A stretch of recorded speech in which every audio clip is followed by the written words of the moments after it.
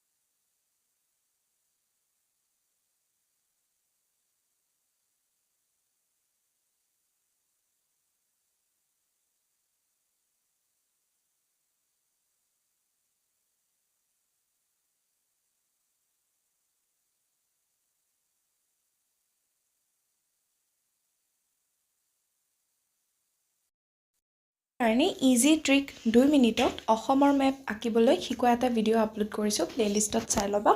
এই ভিডিঅ'টো তোমালোকে